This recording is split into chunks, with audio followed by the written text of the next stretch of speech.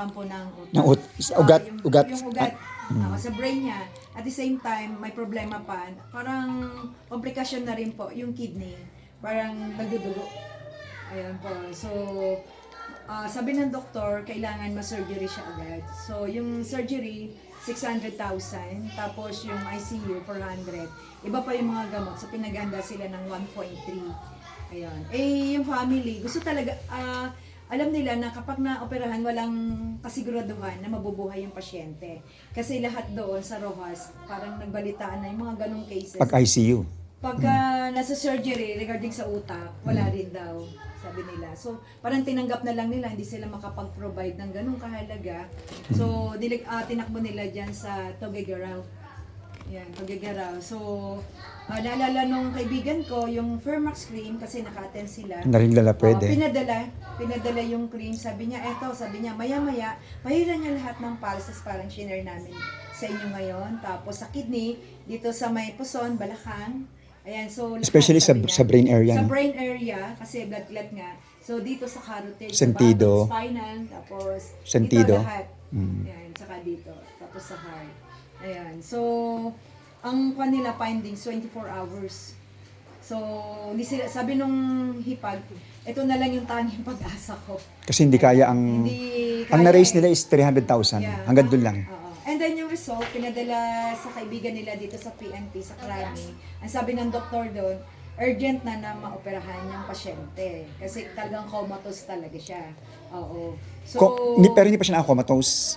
hindi pa, sir. Kasi pag tumagal-tagal pa comatose. Ang taning ng doktor po sa kanya kasi is 24 hours. Comatose pag hindi Comatose naagapan. na, oo. So, habang naghahanap sila ng pera, may nalikom, 300,000 lang. So, parang tanggap na ng pamilya, hindi sila makalikom ng ganong kahalaga.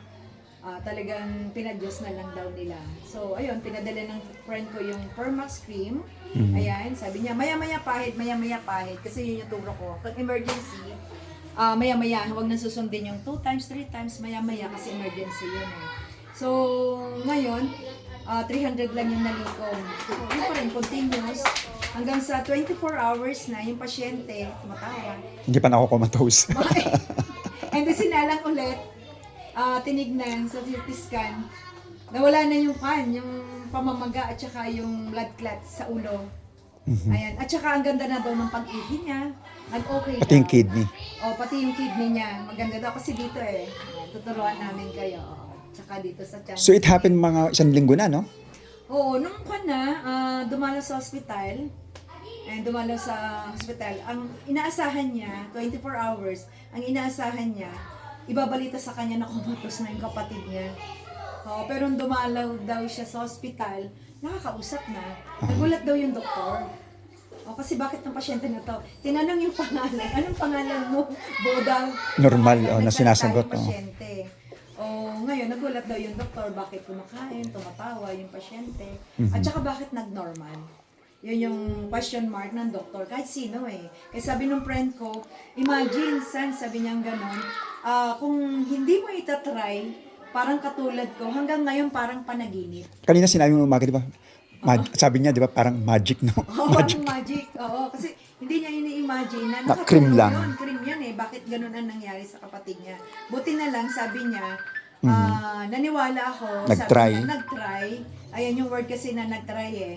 Oo, kung sabi niya ganun, kung hindi kita pinaniwalaan dahil trust ako sa'yo, sabi niya, imagine, buhay ng kapatid ko yun. So, ang nangyari ngayon, nagtawagan yung mga kapatid niya sa Amerika. Puro kukuha ng products. Oo, na kumbaga, anong nangyari dyan? Ba't ganyan? Kasi normal na nakakausap nila. Hanggang ngayon. Hanggang ngayon. So, nailabas na nung last week, proud yung kaibigan ko. Kasi sa ganong cases, nasurvive yung kanyang kapatid. Yun.